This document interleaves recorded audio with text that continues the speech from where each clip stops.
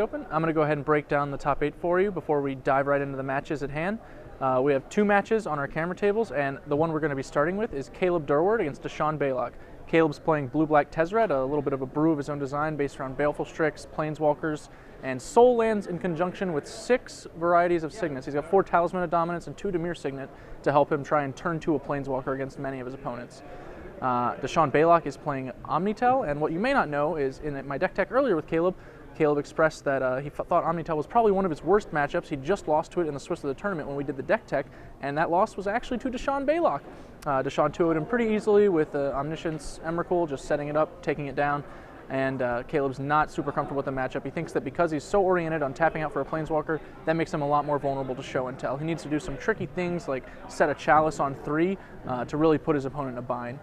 The other matchup is Thomas Enevoldsen against Bernie Wen.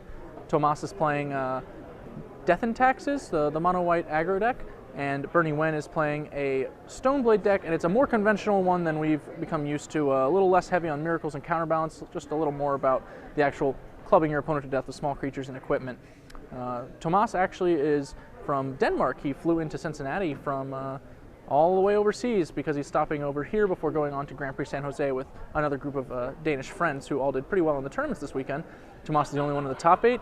I think he has a pretty strong edge in the matchup, mostly because these white resource denial decks have tended to be pretty good against the control decks. That said, Bernie's list is a little more old school, has access to stuff like Snapcaster and Swords, so he can hopefully be able to out-attrition his opponent, but Tomas's deck is designed to beat those strategies, and I think he's ahead. Aether Vial, also a real problem card for Bernie, and he doesn't really have anything that answers it effectively.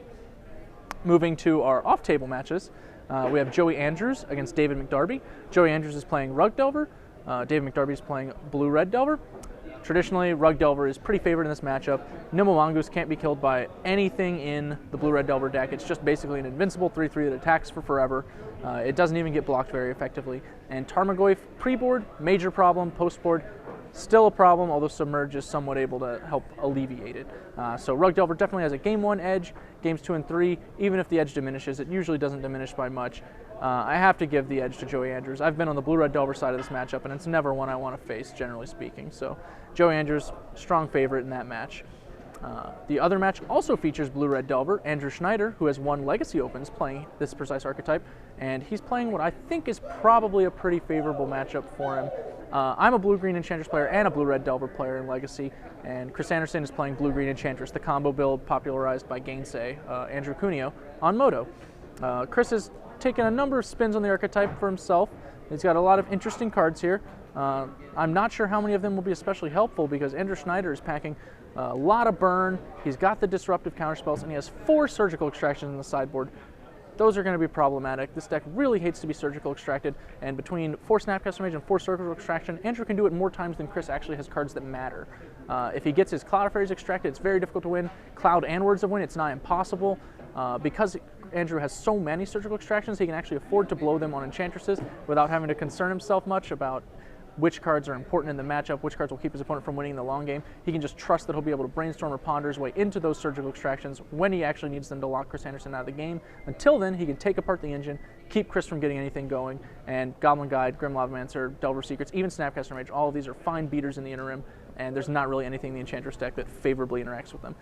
Chris can't even really afford to use his Cloud of Fairies defensively or for cycling because, again, surgical extraction, major threat. So it looks like, whilst I don't think Blue-Red Delver is always a terrible matchup for this particular brew of Enchantress, Andrew's list is built pretty well against it. So that's how I think it's going to go down. I'm giving the edge to Andrew Schneider, Joey Andrews, Thomas Enevoldsen, and Deshaun Baylock in our top 8. So we'll see if I'm right soon. I'm going to go ahead and get you back to the booth with Matthias Hunt and Zach Hall. They're going to bring you the Deshaun Baylock and Caleb Durward matchup live on SCG Live.